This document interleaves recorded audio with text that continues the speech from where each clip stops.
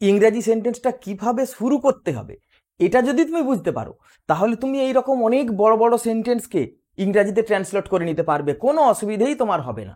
দেখো, বাড়ি ফিরে টিফিন খেয়ে আমার বাবা প্রত্যেক সন্ধ্যায় টিভিতে ফুটবল খেলা দেখতে দোতলায় যায়। আপনি যদি ওদের কষ্টটা বুঝে থাকেন তাহলে প্রতিজ্ঞা করুন আজ থেকে আর কোনোদিন রাস্তার কুকুরদের আঘাত করবেন না।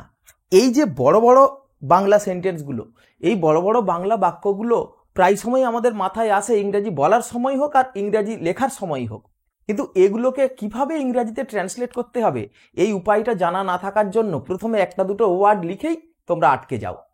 আজকের ক্লাসে আমরা এটাই শিখবো যে এই রকম বড় বড় বাক্যগুলোকে কিভাবে ইংরেজিতে ট্রান্সলেট করতে হয়। এর একটা ম্যাজিক ট্রিক আছে, পদ্ধতিটা খুব সহজ। তুমি যদি প্রথম থেকে শেষ পর্যন্ত আজকের ভিডিওটা দেখো তাহলে তুমি অবশ্যই শিখে যাবে যে এই বড় বড় বাক্যগুলোকে কিভাবে ইংরেজিতে ট্রান্সলেট করতে হবে। তাহলে এসো আজকের ক্লাস শুরু করি। Welcome my dear students and friends, welcome to help self English YouTube channel. দেখো, একটা বাংলা সেন্টেন্সে ওয়ার্ডগুলো যেভাবে সাজানো থাকে ইংরাজি বলার সময় কিন্তু পরপর ওইভাবে বললে হয় না। এই সিনট্যাক্সটা যদি তুমি প্রথমেই বুঝে নিতে পারো তাহলে তোমার এই শেখাটা অত্যন্ত সহজ হয়ে যাবে। এসো একটা সহজ সেন্টেন্স দিয়ে আজকের ক্লাসটা আমরা শুরু করি। দেখো, আমি একটা সেন্টেন্স লিখে নিয়েছি, আমি রোজ বিকালে বন্ধুদের সাথে মাঠে ফুটবল খেলি। বাংলাতে বাক্যটা যেভাবে সাজানো আছে, প্রথমে আছে সাবজেক্ট, শেষে আছে ভার্ব, ক্রিয়াপদ আছে সবার শেষে, আর মাঝখানে কিছু ইনফরমেশন দেওয়া আছে। ইংরাজি বলার সময় বা লেখার সময় তুমি যদি এইভাবে ট্রান্সলেট করো, আমি এর ইংরাজি আই, রোজ ডেলি, বিকালে আফটারনুন, বন্ধুদের সাথে উইথ মাই ফ্রেন্ডস, মাঠে ইন দ্য ফিল্ড, ফুটবল খেলি প্লে, এইভাবে যদি বাংলার মতো করে আমরা ইংরাজিটা বলি তাহলে সেন্টেন্সটা দাঁড়াচ্ছে কেমন? I daily afternoon with my friends in the field football play. তুমি শুনেই বুঝতে পারছো এইভাবে ইংরাজি বলা বা লেখা কোনোটাই করা যায় না। ইংরাজি সেন্টেন্সের সিনট্যাক্স মানে বাক্যটা কিভাবে সাজানো হবে, এই সিনট্যাক্সটা বাংলা সেন্টেন্স থেকে সম্পূর্ণ আলাদা। এইটাই তুমি যদি আগে বুঝে নাও আমার কাছে, তাহলেই তুমি বড় বড় সেন্টেন্সগুলোকে অত্যন্ত সহজেই ট্রান্সলেট করে ফেলবে। এসো সেটা আগে দেখে নিই যে বাংলা বাক্য আর ইংরাজি বাক্যের সিনট্যাক্সের কি তফাৎ। তোমরা এটা নিশ্চয়ই জানো, ইংরাজি সেন্টেন্সগুলো শুরু হয় সাবজেক্ট, তারপরে ভার্ব, তারপরে অবজেক্ট ইত্যাদি দিয়ে। সাবজেক্ট ভার্ব বা অবজেক্ট বলার পরে তারপরে বাকিগুলো বলতে হয়, বাকি ইনফরমেশনগুলো বলতে হয়। কিন্তু বাংলা বাক্যটা এই নিয়ম মেনে চলে না। বাংলা বাক্যে হয় কি দেখো, প্রথমে আছে সাবজেক্ট, এ আবার প্রথমে নাও থাকতে পারে। সাবজেক্টটা যদি মাঝখানেও ঢুকে থাকতো, এমন যদি হতো রোজ বিকালে বন্ধুদের সাথে আমি মাঠে ফুটবল খেলি, তাও কিন্তু বাংলা বাক্যটা কারেক্ট। তার মানে বাংলা বাক্যে সাবজেক্টের কারেক্ট একটা ডেফিনিট পার্টিকুলার কোনো পজিশন নেই। আবার দেখো, ইংরাজিতে জানো যে ভার্বটা সাবজেক্টের পরে লিখতে হয়, কিন্তু বাংলাতে দেখো ক্রিয়াপদটা বসেছে সবার শেষে। বাংলা বাক্যে কি হয়, ক্রিয়াপদটা সবার শেষেই থাকে বেশিরভাগ ক্ষেত্রে। এবার মাঝখানের যে এক্সট্রা ইনফরমেশনগুলো বাংলা সেন্টেন্সে কিভাবে এলো এইটা আমি তোমাকে প্রথমে শিখিয়ে দিই, একটু দেখে নাও। তা মাঝখানে এই যে এক্সট্রা ইনফরমেশনগুলো আমি দিয়েছি, মনে করো মূল সেন্টেন্সটা শুরু হয়েছিল সাবজেক্ট আর ভার্ব দিয়ে, ইংরাজির ক্ষেত্রেও তাই। দেখো, আই আর ভার্ব ইংরাজিতে পরেই লিখতে হয় প্লে। তাহলে ইংরাজি সিনট্যাক্স অনুযায়ী সাবজেক্ট আর ভার্ব, তাহলে ইংরাজিতে আমরা প্রথমে বলি সাবজেক্ট, তারপরে বলি ভার্ব, তারপরে বলি অবজেক্ট। এই যে অবজেক্টের বিষয়টা, এই ধারণাটা যদি তোমার জটিল লাগে তাহলে একটুখানি জেনে নাও যে অবজেক্ট মানে হলো এই ভার্বটাকে কি বা কাকে দিয়ে প্রশ্ন করলে অবজেক্ট পাওয়া যায়। তাহলে এই যে ভার্বটা, এই ভার্বটাকে আমরা যদি কে দিয়ে প্রশ্ন করি তাহলে পাবো সাবজেক্ট, আর কি বা কাকে দিয়ে প্রশ্ন করলে তাহলে পাবো অবজেক্ট। তোমার যদি এই সাবজেক্ট আর অবজেক্টের ধারণাটা কঠিন লাগে, যে তুমি অবজেক্ট এই যে গ্রামাটিক্যাল কথাগুলো তোমার যদি শুনতে অসুবিধা হয়, তাহলে তুমি জেনে নাও যে এই ভার্বটাকে কমপ্লিট করার জন্য ইংরাজিতে ভার্বের পরেই এই তিনটে ইনফরমেশন তুমি বসাবে। আমি তোমাকে এখানে লিখে দিচ্ছি, দেখো, কি বা কাকে বা কোথায়, এই তিনটে দিয়ে প্রশ্ন করে যে উত্তরটা পাওয়া যায় ইংরাজিতে ভার্বের পরে তুমি বসাবে। তুমি নিশ্চিন্তে যে কোনো সেন্টেন্স তুমি ঠিক মতো সাজাতে পারবে। তাহলে ট্রিকটা প্রথমে কি শিখলে না, ভার্বের পরে কি, কাকে, কোথায়, এর যদি উত্তর কিছু পাওয়া যায় এইগুলো ইংরাজিতে আগে বসিয়ে নেব। কি আর কাকে দিয়ে প্রশ্ন করলে উত্তরটা যা পাওয়া যায় তাকে অবজেক্ট বলে, আর কখনো কখনো কোথায় দিয়ে প্রশ্ন করেও কমপ্লিট করতে হয়। তাহলে বাংলা সেন্টেন্সের সাথে ইংরাজির তফাৎটা দেখো, সাবজেক্ট আর ভার্ব ইংরাজিতে পাশাপাশি বসেছে, আর বাংলার বেলায় সাবজেক্ট থেকে ভার্বের দূরত্ব অনেক। সেন্টেন্সটা যত ছোটই বলো আর বড়ই বলো, ক্রিয়াপদ কিন্তু সবার শেষে চলে যাবে। যেমন দেখো, আমি ফুটবল খেলি, ক্রিয়াপদ সবার শেষে। আমি প্রত্যেক দিন বিকালে ফুটবল খেলি, দেখো খেলি সবার শেষে।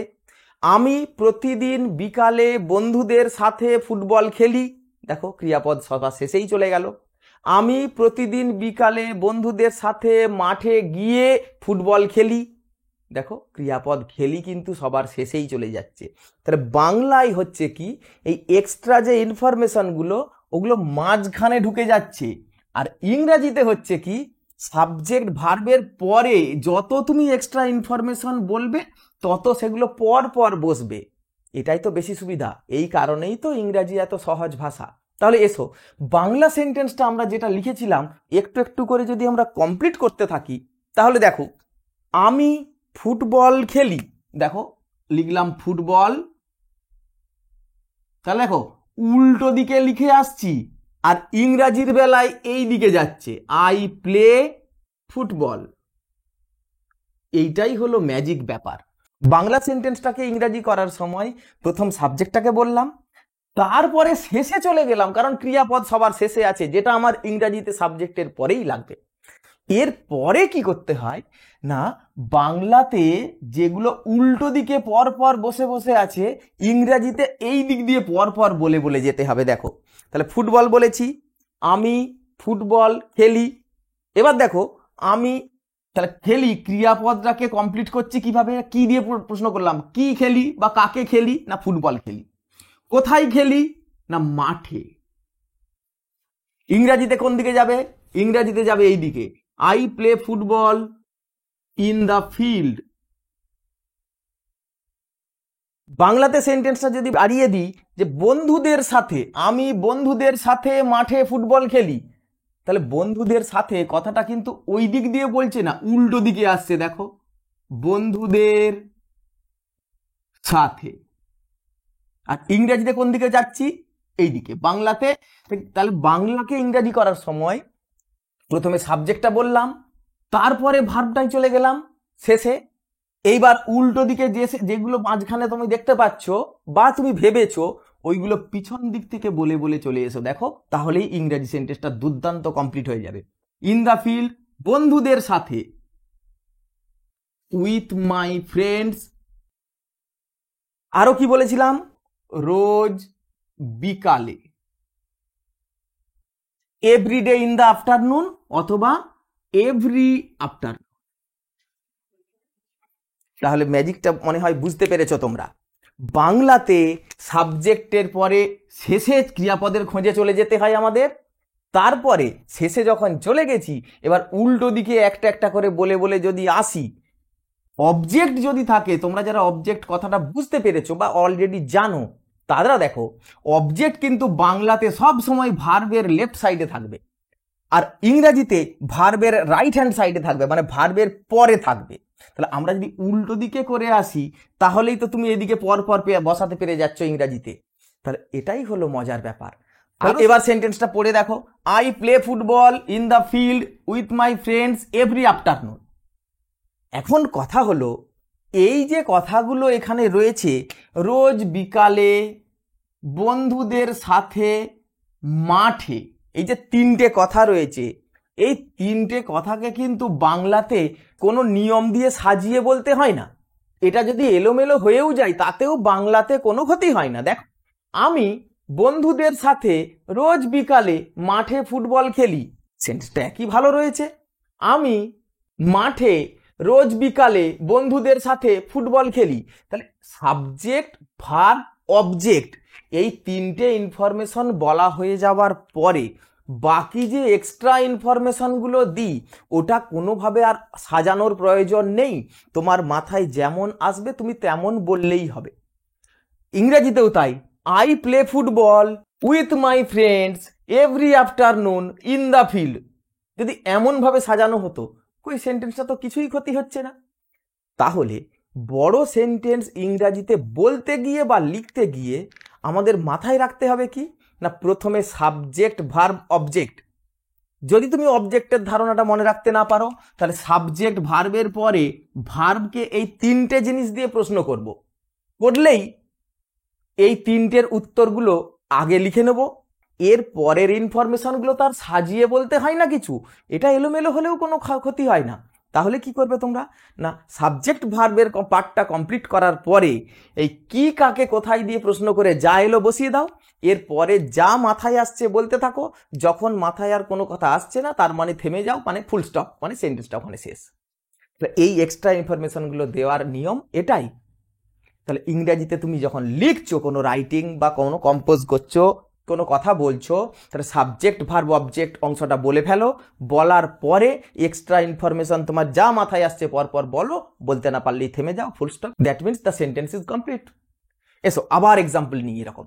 আবার দেখো সেন্টেন্সটা তো এমনও হতে পারে শুরুতে সব সময় যে সাবজেক্ট থাকবে তার কোনো মানে নেই। এই বাংলা বাক্যটার দিকে খেয়াল করো, গত মাসে আমার বোন একটা কম্পিউটার কিনতে কলকাতা গেছিল। তাহলে কে গেছিল না আমার বোন, এই সাবজেক্টটা কিভাবে পেলাম না, ভার্বটাকে কে দিয়ে প্রশ্ন করতে হবে বলেইছি। এই ভার্বটাকে প্রথমেই দেখালাম আমি যে এই ভার্বটিকে কে দিয়ে প্রশ্ন করো, তাহলে যে উত্তর হবে সেটা হলো সাবজেক্ট, আর কি বা কাকে দিয়ে প্রশ্ন করলে যেটা উত্তর হবে সেটা হলো অবজেক্ট। এই ছিল পদ্ধতিটা। তাহলে সাবজেক্ট সব সময় যদি শুরুতে নাও থাকে তাও তোমার কোনো অসুবিধে নেই, তুমি ভার্বটাকে কে দিয়ে প্রশ্ন করো, তাহলেই সাবজেক্ট বেরিয়ে আসবে, সে যেখানেই লুকিয়ে থাক। কে গেছিল না আমার বোন, এই হলো সাবজেক্ট। এবার দেখো বলেছি কি কাকে কোথায় ইংরাজি বলার সময়, তাহলে প্রথমে লিখবো, মনে করো গত মাসে এর ইংরাজিটা তুমি লিখে নিতেও পারো, প্রথমে নাও নিতে পারো। তাহলে আমরা এই সাধারণত এই সময় বোঝাই যেগুলো, এগুলো শুরুতেই বসিয়ে দিই, না বসালেও কোনো সমস্যা নেই। তাহলে ইংরাজি করছি, দেখো মাই সিস্টার আমার বোন। এবার ভার্ব বলতে হবে গিয়েছিল, ওয়েন্ট, এই হলো ভার্ব। এইবার দেখো কি কাকে কোথায়, কি গেছিল কাকে গেছিল, এই প্রশ্নের কোনো মানে হয় না, তার মানে অবজেক্ট নেই। কোথায় গেছিল না কলকাতা গেছিল, এই ইনফরমেশনটা বলেছি ভার্বের সঙ্গেই বসাতে হবে, ভার্বের পরেই বসাবে, ওয়েন্ট টু কলকাতা। এইবার যা কিছু দেখতে পাচ্ছ পর পর উল্টো দিকে বলতে বলতে এসো। কম্পিউটার কিনতে, এই যে কিনতে, এই যে তে যোগ করা থাকলে তোমরা জানো এটা, তখন টু দিয়ে শুরু করতে হয়। তাহলে কিনতে, এখানে বলতে হবে টু বাই। এই তে যোগ করাগুলো আমরা টু দিয়ে বলি, একে বলে ইনফিনিটিভ। কম্পিউটার কিনতে মানেই হলো কম্পিউটার কেনার জন্য, ফর বাইং এমনও বলা যায়। যাকে কম্পিউটার কিনতে টু বাই, তাহলে টু বাই একটা কম্পিউটার কিনতে, টু বাই তাহলে কিনতে, এটার ইংরাজিটা আগে বলে নিয়েছি। এবার একটা computer, a computer, to buy a computer. এবারে কি পড়ে রইল, গত মাসে, লাস্ট মান্থ। তাহলে বলেইছি এই লাস্ট মান্থ কথাটা তুমি শুরুতেও বসাতে পারতে, তাহলে হতো last month my sister went to Kolkata to buy a computer. তো এইভাবে তুমি বাংলা বাক্য যত বড়ই হোক তুমি কিন্তু সহজেই ইংরাজি করতে পারবে। তোমাকে দেখো এবার একটু অন্য ধরনের একটা সেন্টেন্স নিয়েছি যেটা কিন্তু তুলনামূলক কঠিন। সেন্টেন্সটা কেন কঠিন আগে একটু নিজে বুঝে দেখো। সেন্টেন্সগুলো বাংলাগুলো কঠিন কখন হয় না, আমি বলেছি ক্রিয়াপদ থাকবে সবার শেষে, তাহলে সেন্টেন্সটির মধ্যে এই রকম শেষে বসে আছে যে সে হলো মেন ভার্ব। এই ক্রিয়াপদ ছাড়া যদি সেন্টেন্সের মাঝখানে কোনো ভার্ব ঢুকে থাকে, এরাই সমস্যা তৈরি করে। এদের আমরা বলি নন ফাইনাইট ভার্ব। এটা আরো ভালো করে তুমি ডিটেলস বুঝতে গেলে আমি নন ফাইনাইট ভার্ব সংক্রান্ত একটা ক্লাস নিয়েছিলাম আগে, সেটা আমি তোমাদের লিঙ্কে দিয়ে দেবো, ডেসক্রিপশন বক্সে দিয়ে দেবো, এখানে আই বাটনেও দেবো, তোমরা পারলে ইচ্ছে হলে সেটা দেখে নেবে। তাহলে দেখো এর মধ্যে আরেকটা ক্রিয়াপদ আছে শেষ করে। এই যে ক্রিয়াপদটা দেখতে পাচ্ছ, এরাই সমস্যা তৈরি করে। এই যে একার যোগ করে, শেষ করে একার যোগ করা যে ক্রিয়াপদগুলো, বাড়ি ফিরে আমি মাঠে গিয়েছিলাম, এই যে ফিরে একার যোগ করা এই ক্রিয়াপদগুলো থেকে সাবধান থাকতে হবে। যদিও কঠিন মোটেও নয়, কারণ আমি তোমাকে এক্ষুনি শিখিয়ে দেবো এগুলো কি করতে হবে। দেখো তাহলে বাড়ির কাজ শেষ করে সুমনা তার মায়ের সাথে স্কুলে যায়। তাহলে আমার প্রথমে লিখতে হবে সাবজেক্ট। এত বড় একটা সেন্টেন্স, সাবজেক্ট যাই, আগে ভার্বকে ধরে নাও। কে যায় না সুমনা, এই হলো সাবজেক্ট, এই হলো ভার্ব। এইবারে কি বলেছি, কি কাকে কোথায়, কি যাই কাকে যাই কোনো মানে হয় না, কোথায় যাই না স্কুলে, এই এসে গেল। দেখো ঠিক তার আগেই বসে আছে, এবার পর পর চলতে থাকো, উল্টো দিকে যাব। কিন্তু এই যে অংশটা যেখানে আর একটা ভার্ব ছিল, এই অংশটাকে ইংরাজি আলাদাভাবে করে নিতে হবে। এই যে আর একটা ক্রিয়াপদ ছিল, এর আগে একটা আমি ক্রিয়াপদ দিয়েছিলাম, লিখেছিলাম কিনতে, একে ইংরাজি করতে বলেছিলাম টু বাই। তাহলে শেষ করে, শেষ করার, দেখো শেষ করে এটার ইংরাজি হলো আফটার ফিনিশিং। শুধু ফিনিশিং বললেও হয়, ফিনিশিং আর আফটার যোগ করলে আর একটু ভালো হয়। তাহলে দেখো এই যে একার যোগ করা যে ক্রিয়াপদগুলো, এইগুলো বলার সময় করতে হয় কি না, ভার্বের সঙ্গে একটা আইএনজি যোগ করে দিতে হয়, তাহলেই হবে। কিন্তু এটা কন্টিনিউয়াস টেন্স নয়, প্রেজেন্ট কন্টিনিউয়াস নয়, ওই জন্য বি ভার্বটা দরকার নেই, শুধু ভার্বটার সাথে আইএনজি যোগ করে দেবো। দেখো বাড়ির কাজ শেষ করে, আফটার ফিনিশিং, বাড়ির কাজ কি শেষ করে, এই ভার্বটার তো অবজেক্ট আছে, কি শেষ করে, যখনই ভার্ব লিখলাম আফটার ফিনিশিং হার হোমওয়ার্ক, তাই তার বাড়ির কাজ। আফটার ফিনিশিং হার হোমওয়ার্ক, কমা দিলে হয়, না দিলেও চলবে। এবারে সাবজেক্ট শুরু হয়ে গেল সুমনা। তাহলে এই অংশটায় যেখানে ভার্ব ছিল সেটার আগে ইংরাজি করে নিয়েছি। এবার দেখো সুমনা, এবার ভার্ব বলবো গোজ টু স্কুল, স্কুলে বলতে হবে টু স্কুল। এবারে উল্টো দিকে এসো, তার মায়ের সাথে, তাহলে আগে আছে সাথে, উইথ, তার মায়ের, উইথ হার মাদার। তাহলে এবার যদি সেন্টেন্সটা আরো বড় হয়, সেন্টেন্সের মধ্যে যদি আরো কিছু জটিলতা থাকে, তাহলে দেখো আবার একটা সেন্টেন্স নিয়ে নিয়েছি যেখানে সাবজেক্টটা শুরুতেই বসে নেই। তাহলে সাবজেক্টটা বোঝার জন্য কি করব না, এই যে যাই, এই যে ক্রিয়াপদটা দেখতে পাচ্ছ ভার্ব, ওকে কে দিয়ে প্রশ্ন করলেই বলেছিলাম সাবজেক্ট পাওয়া যাবে। তাহলে কে যায় না আমার বাবা, এই হলো সাবজেক্ট, এই হলো ভার্ব। এইবার দেখো বাড়ি ফিরে টিফিন খেয়ে, একটু আগেই বললাম সবার শেষে থাকে মেন ভার্ব, একে ইংরাজি করা কোনো সমস্যার নয়, এটা তোমরা প্রায় সবাই জানো, এতে টেন্সটা বসিয়ে দিলেই ইংরাজি হয়ে যাবে। কিন্তু এই মেন ভার্ব ছাড়া আরো যদি কিছু ক্রিয়াপদ থাকে, এরাই সমস্যা শুরু করে, বিশেষ করে একার যোগ করাগুলো। এই যে একার যোগ করাগুলো, তাহলে ভার্বের সাথে আইএনজি দিতে হয়, আর যদি তে যোগ করা থাকে, এই যেমন দেখতে, এটাকে টু দিয়ে বলতে হবে। তাহলে এগুলো এমন কিছুই কঠিন নয়, তুমি এতক্ষণ দেখার পরে, ভিডিওটা দেখার পরে নিশ্চয়ই তুমি বুঝে গেছো। এতক্ষণ দেখার পরে তোমার যদি ভালো লেগে থাকে, তুমি যদি বুঝতে পেরে থাকো, তাহলে ভিডিওতে অবশ্যই একটা লাইক দেবে। যারা চ্যানেলে নতুন এসেছো তারা অবশ্যই সাবস্ক্রাইব করে নেবে, আর তোমাদের কেমন লাগছে আমাকে কমেন্টে জানাতে ভুলবে না। তাহলে কি করব না, এই অংশটাকে আগে করে নিতে হবে, বাড়ি ফিরে টিফিন খেয়ে। তাহলে আফটার রিটার্নিং হোম, তাহলে বাড়ি ফেরার ইংরাজি রিটার্ন, তাহলে আফটার রিটার্নিং হোম। আবার একটা আছে কাজ, বাড়ি ফিরে টিফিন খেয়ে, অ্যান্ড ইটিং হিজ টিফিন বা ইটিং টিফিন হয়ে গেল এই অংশটা বলে নেওয়া। এইবার সাবজেক্ট ভার্ব দিয়ে শুরু হবে। এখানে বলেছি কমা দিতেও পারো, দিলে ভালো হয়। ইংরাজি লেখার সময়, বলার সময় তো আর মুখে কমা বলবে না। আমার বাবা, সাবজেক্ট লিখছি মাই ফাদার। এবার ভার্ব যাই, গোজ। এবার কি করব তোমরাই বলো, পিছন দিকে আসবো। এতক্ষণ দেখার পরে যারা ভাবছো যে আমি তো এবার পেরে গেছি, তোমরা ভিডিওটা এখানে পজ করে আমাকে অবশ্যই কমেন্টে লিখে দেখাও, আমি দেখতে চাই তোমরা কতটা শিখতে পেরেছো। দেখো যাই, এবারে কি, কাকে, কোথায়, বাংলাতে কি হবে, যেটা ইংরেজি করতে হবে ঠিক উল্টো দিকে তার পাশেই বসে থাকবে, তোমার চিন্তা করার দরকার নেই। তুমি ভার্বের পর থেকে শেষে পৌঁছে যাওয়ার পর উল্টো দিকে এলে তোমার আর এসব ইনফরমেশনও মাথায় রাখার দরকার নেই, অটোমেটিক ওগুলো পেয়ে যাবে তুমি। তাহলে দেখো যাই, আমি এইটা বলেছিলাম ইংরাজি যখন তুমি বলছো, বাংলায় কোনো সেন্টেন্স না ভেবেই যখন ইংরাজি বলছো, তখন সাবজেক্ট ভার্বটা বলে নিয়ে এই তিনটে ইনফরমেশন পরপর বসিয়ে এবার যতটা যা ইনফরমেশন পাচ্ছ ইংরাজিতে বলে যাও। My father goes upstairs to watch football matches on television with my grandfather. এই যে বলছি দেখো, যা যতক্ষণ মনে পড়ছে ইনফরমেশন বলছি প্রয়োজনীয়, বলতে পারলাম না যখন থেমে গেলাম, মানে ফুল স্টপ, সেন্টেন্স শেষ। এই হলো ইংরাজিতে কথা বলার শুরু, এইভাবেই ইংরাজিতে কথা বলতে হয়।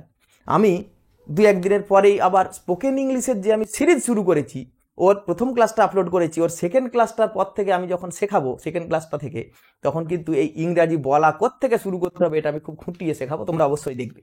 তা দেখো, মাই ফাদার গোজ দোতলায়, গোজ আপস্টেয়ার্স, আপস্টেয়ার্স মানে দোতলায়। তাহলে এখানে এই আপস্টেয়ার্স বলেছি বলে এখানে টু বলতে হলো না। আর যদি দোতলার ইংরাজি বলো ফার্স্ট ফ্লোর, তখন বলতে হবে go to the first floor, সেটা বললেও হবে। খেলা দেখতে, তাহলে আগে আছে দেখতে, ইংরাজিটা বলবো দেখতে, টু ওয়াচ, অনেকক্ষণ ধরে দেখতে হবে তো এই জন্য এখানে সি নয়, ওয়াচ খেলা, ফুটবল খেলা, ফুটবল ম্যাচেস অথবা দা ফুটবল ম্যাচ, যে কোনো একটা, হয় ফুটবল ম্যাচেস অথবা দা ফুটবল ম্যাচ হলো। টিভিতে, অন টেলিভিশন, টিভিতে, এই যন্ত্র যেগুলো, ডিভাইস যেগুলো, এর আগে অন বসাতে হয়। প্রত্যেক সন্ধ্যায়, every day in the evening মানেই হলো এভরি ইভিনিং, এভরি ইভিনিং। দেখো কত সুন্দরভাবে আমরা এত বড় একটা সেন্টেন্সকে ট্রান্সলেট করে ফেললাম। কি করেছি না, এই যে একার যোগ করা বা তে যোগ করা, এই যে ক্রিয়াপদগুলো, তে যোগ করাগুলো সেন্টেন্সের মাঝে থাকলেও কোনো অসুবিধে নেই, শুধু এই একার যোগ করা ক্রিয়াপদগুলোকে প্রথমে ওই ফ্রেজগুলোকে বলে নেব, নেওয়ার পরে মেন সেন্টেন্স শুরু করব, করলেই পেরে যাব। যদি এটাতে অসুবিধে হয়, এই পার্টটার জন্য আরেকটা ব্যবস্থা আছে, আমি সেটা ওই যে ভিডিওটার কথা বলছিলাম নন ফাইনাইট ভার্বগুলো কিভাবে বলতে হয় ইংরাজিতে আটকে গেলে, এই ক্লাসটারও আমি লিঙ্ক তোমাকে দিয়ে দেবো, ডিসক্রিপশন বক্সেও পাবে, এখানেও পাবে। এই দুটো তুমি দেখে নিলে এই বিষয়টা আরো অনেক সহজ হয়ে যাবে তোমার কাছে বলে আমি বিশ্বাস করি। তুমি অবশ্যই দেখবে এটা এই ক্লাসটা শেষ করার পরে। তাহলে একে আরেকটা উপায় আছে। উপায়টা কি? মনে করো তোমাকে একটা বড় রসগোল্লা দেওয়া হয়েছে, তার মানে কি তোমাকে একবারে খেয়ে নিতে হবে? তুমি তো কেটে কেটে খাবে। ঠিক তেমনই এত বড় একটা সেন্টেন্স দেওয়া হয়েছে মানে আমাকে একটা না একটা সেন্টেন্সের মধ্যেই যে ট্রান্সলেট করতে হবে তা নয়, আমি এটাকে তো কেটে কেটে চামচ দিয়ে রসগোল্লা খাবার মতো ভাগ করে নিতে পারি। বাড়ি ফিরে, কে না আমার বাবা, তার মানে আমার বাবা বাড়ি ফিরেছিল, my father returned home, full stop. Then he ate tiffin, তারপরে সে টিফিন খেয়েছিল। এই যে আমি সেন্টেন্সগুলো কেটে কেটে ভাগ করে নিতে পারি না, দিনে তো আরো সহজ ভাই। তাহলে সেইটা তুমি ওই ভিডিওটা দেখে শিখে যাবে, তুমি দেখতে পাবে, তাহলে ওটা তুমি অবশ্যই দেখে নেবে। তাহলে এবার দেখো আবার একটা সেন্টেন্স আমি লিখে নিয়েছি।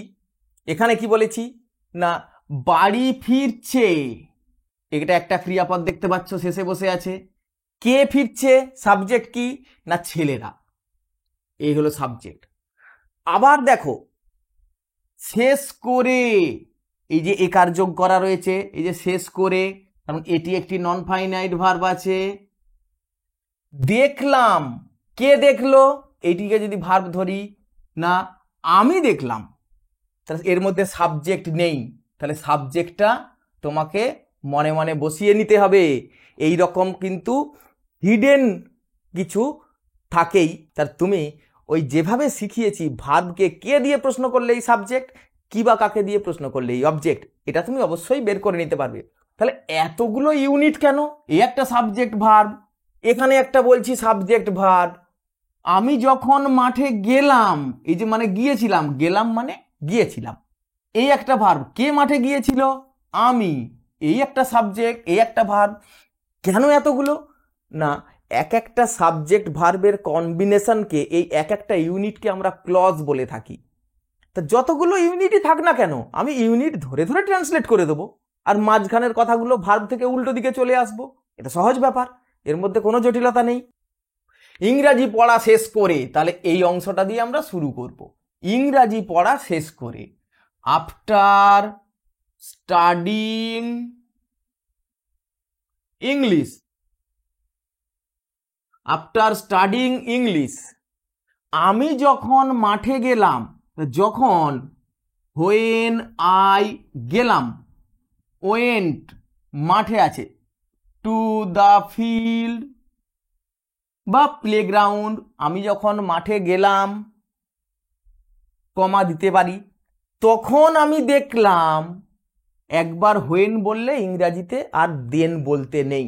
হোয়েন আর দেন ইংরাজিতে একসঙ্গে হয় না, বাংলাতে যখন তখন একটা বড় বাক্যের মধ্যে থাকতে পারে, ইংরাজিতে দরকার নেই। তাহলে তখন আমি দেখলাম, আই স। এবার দেখো, আই স বলেছি, আবার একটা সাবজেক্ট ভার্ব এসে যাচ্ছে, কোনো কমা নেই, তার মানে এখানে একটা যে লুকিয়ে আছে। আমি দেখলাম যে, আই স দ্যাট। এবার এই অংশটার মধ্যে দেখো, এই যে শেষ করে বলেছিলাম নন ফাইনাইট ভার্ব থাকলে তাকে আগে বলে নেব, বিশেষ করে এই যে একার দেওয়াগুলো আগে বলে নেব, তেগুলো আগে বলার দরকার নেই। তাহলে শেষ করে, আফটার ফিনিশিং, কি শেষ করে? না ফুটবল খেলা শেষ করে, ফিনিশিং দ্য ফুটবল ম্যাচ বা ফুটবল গেম বললেও চলে, ফুটবল ম্যাচ। এবার এটা বলবো, ছেলেরা সাবজেক্ট, বয়েজ বাড়ি ফিরছে, মানে ফিরছে মানে ফিরছিল, যেহেতু পুরোটা পাস্ট টেন্সে বলছি। বয়েজ ওয়ার, পাস্ট কন্টিনিউয়াসের নিয়ম তোমরা নিশ্চয়ই জানো, ওয়ার রিটার্নিং হোম। তাহলে আমাকে কয়েকদিন ধরে অনেকেই বলছে যে স্যার আমি ইংরাজির গ্রামারের নিয়ম টিয়মগুলো অনেকটাই জানি, কিন্তু বড় বড় সেন্টেন্সকে ইংরাজি করতে পারি না, কি উপায়? দেখো, এই হলো উপায়, একদম ম্যাজিক্যাল একটা ওয়ে, যে তুমি কিভাবে বড় সেন্টেন্সগুলোকে পার্ট পার্ট করে ওই ভার্ব সাবজেক্ট ভার্ব ধরে ধরে তুমি ইংরাজিতে ট্রান্সলেট করবে। আরেকটা এক্সাম্পল দিয়ে শেষ করব, যেটা আমি প্রথমেই বলেছিলাম। আবার একটা সেন্টেন্স নিয়েছি, দেখো, আপনি যদি ওদের কষ্টটা বুঝে থাকেন তাহলে প্রতিজ্ঞা করুন আজ থেকে আর রাস্তার কুকুরদের আঘাত করবেন না। সেন্টেন্সটা কিন্তু এমনিতে খুব একটা সহজ নয়, কিন্তু তুমি এখন নিয়মটা শিখে গেছো, তোমার কাছে অত্যন্ত সহজ। তাহলে এসব একটু সলভ করে নি। আপনি যদি ওদের কষ্টটা বুঝে থাকেন, দেখো এই অংশটা আগে করে নিই, কারণ কমা আছে এখানে। বুঝে থাকেন, এই হলো ভার্ব, মানে বুঝতে পারেন। সাবজেক্টকে কে বুঝতে পারেন? না আপনি, এই হলো সাবজেক্ট। তাহলে এই বাকি অংশটা উল্টো দিকে করে আসব, তারপরে এই পার্টটা নেব। স্যার আগে প্রথম পার্টটা করে নিই। আপনি যদি ওদের কষ্টটা বুঝে থাকেন, ইফ ইউ বুঝে থাকেন, আন্ডারস্ট্যান্ড। এখানে একটা কথা বলি, ইফ ইউ ক্যান আন্ডারস্ট্যান্ড, এই ইংরেজিটা কিন্তু ঠিক হবে না। তার কারণ যে ক্লজে ইফ থাকে একে বলে কন্ডিশনাল ক্লজ, ওই ক্লজটাতে আর মডাল অক্সিলিয়ারি ভার্ব দেওয়া ঠিক নয়। তাহলে if you understand, if you realise, আপনি যদি বুঝতে পারেন, তাহলে ওই যেমন বলেছিলাম বাংলায় যখন আর তখন থাকলেও ইংরাজিতে হোয়েন বলে দেন বলা ঠিক নয়, তেমনি যদি থাকলে আর তাহলের ইংরাজি বলার দরকার নেই। প্রতিজ্ঞা করুন এর ইংরাজি হলো মেক আ প্রমিস, আরও ইংরাজি আছে, মেক আ প্রমিস, আপনি প্রতিজ্ঞা করুন। আবার এই অংশটা দেখো, আজ থেকে আর রাস্তার কুকুরদের আঘাত করবেন না। আঘাত করা, এই যে করবেন না, একটা না যোগ করা আছে, আঘাত করা এটি হলো ভার্ব। কে আঘাত করবেন না? আপনি। দেখো সেটা হিডেন, তাহলে এখানে লিখে নিচ্ছি আপনি। হলো, এই হলো সাবজেক্ট। তাহলে সাবজেক্ট ভার্ব আছে, কিন্তু এখানে কোনো কমা নেই, তার মানে এখানে একটা যে ছিল। আপনি প্রতিজ্ঞা করুন যে আপনি আজ থেকে আর রাস্তার কুকুরদের আঘাত করবেন না। তাহলে এই যে হিডেন জিনিসগুলো একটা একটা করে বসিয়ে নিলেই হবে। প্রমিস দ্যাট, আপনি, ইউ, আঘাত করবেন না মানে ভবিষ্যতের কথা বলা হচ্ছে। You will not, will not, এই উইল নটকে সংক্ষেপে বলা হয় ওয়ান্ট। তুমি মনে রাখতে পারলে খুব ভালো কথা। ইউ ওয়ান্ট বা উইল নট তুমি বলতে পারো। ইউ ওয়ান্ট, আঘাত করার ইংরেজি কি? হার্ট বা হিট। ইউ ওয়ান্ট হার্ট, এই যে ভার্ব লিখলাম। এবারে দেখো কি, কাকে, কোথায়। কাকে বলেইছি বাংলাতে তার ঠিক বাঁ দিকেই থাকবে, আমরা ইংরেজিতে ডান দিকে বসিয়ে নেব। রাস্তার কুকুরদের, স্ট্রিট ডগস, আজ থেকে আর, এর ইংরেজি কি না from now on, from today. তাহলে বলবো from now on, from today বললেও হতো, ফ্রম নাও অন, আজ থেকে আর। ইফ ইউ আন্ডারস্ট্যান্ড, আপনি যদি বুঝতে পারেন, সরি ওদের কষ্টটা, এটার ইংরাজিটা আমার বলা হয়নি। আপনি যদি বুঝে থাকেন ওদের কষ্টটা, এটার ইংরাজিটা আমি মিস করে গেছিলাম, আই এম ভেরি সরি। তাহলে এর ইংরাজি হলো দেয়ার পেইন, PAIN, দেয়ার পেইন, তাদের কষ্টটা। তাহলে কমাটা এইখানে দিতে হবে। মেক আ প্রমিস দ্যাট, তাহলে প্রতিজ্ঞা করুন যে you won't hurt street dogs from now on. দেখো এত কঠিন সেন্টেন্সটাকেও, বাংলা বাক্যটাকেও আমরা কত সহজে ইংরাজি করে ফেলেছি। তাহলে করেছি কি না, সাবজেক্ট আর ভার্বটা প্রথমে বেছে নেব, নিয়ে সাবজেক্টটা প্রথমে বলবো, ভার্ব শেষে আছে বাংলা বাক্যে, ওখানে চলে যাব। এবার উল্টো দিকে ইংরাজি করতে করতে আসবো, যা দেখতে পাচ্ছ পরপর ইংরাজি করতে করতে আসবো। যদি বড় সেন্টেন্সের মধ্যে অনেকগুলো সাবজেক্ট ভার্বের ইউনিট মানে কম্বিনেশন ক্লজ বলছিলাম পরপর বসানো থাকে, তাহলে 1 বাই 1 এটা করব। আর যদি একটা ক্লজের মধ্যে নন ফাইনাইট ভার্ব, বিশেষ করে এই যে এই পার্টিসিপলটি যদি থাকে, তাহলে এই অংশটাকে সাবজেক্ট ভার্ব বলার আগেই বলে ওকে শেষ করে ফেলবো। তাহলে এই টেকনিক, এই যে সিনট্যাক্স, বাংলাতে সাবজেক্ট আর ভার্বের মাঝখানে ইনফরমেশনগুলো ঢুকে যায়, আর ইংরেজির বেলায় সাবজেক্ট ভার্ব বলে নিয়ে পরপর ইনফরমেশন বলতে হয়। এই বুদ্ধিটা কাজে লাগিয়ে তুমি কিন্তু খুব দ্রুত স্পোকেন ইংলিশ শিখে যাবে। আমি যে স্পোকেন ইংলিশের কোর্সটা রিসেন্ট শুরু করেছি, এই 2 দিন আগে মাত্র, একটা 2000 দেখবে 2024 লেখা স্পোকেন ইংলিশ কোর্স লেখা আছে, ওর ফার্স্ট ক্লাস আমি আপলোড করেছি। আবার দুই দিন পরেই আমি আবার এর সেকেন্ড ক্লাসটা আপলোড করবো। ওখানে কিন্তু আমি এই সব জিনিসগুলো খুব সুন্দরভাবে তোমাকে শিখিয়ে দেবো। খুব দ্রুত তুমি 1-1.5 মাসের মধ্যে ইংরাজি বলা শিখে যাবে। আজকের ক্লাস এই পর্যন্তই। তোমাদের যদি ভালো লেগে থাকে তাহলে তোমরা লাইক দেবে, কমেন্ট করবে, সাবস্ক্রাইব না করে থাকলে সাবস্ক্রাইব করবে, আর তোমার বন্ধুদের মধ্যে ফেসবুক বা হোয়াটসঅ্যাপের মাধ্যমে এই ভিডিওটা ছড়িয়ে দেবে, যাতে আরও অনেকেই দেখে উপকৃত হয়। বিশেষ করে বাংলা মাধ্যমের ছাত্রীদের ইংরাজিতে স্ট্রং করে তোলাই আমাদের লক্ষ্য। Thank you for watching. খুব তাড়াতাড়ি আবার দেখা হবে।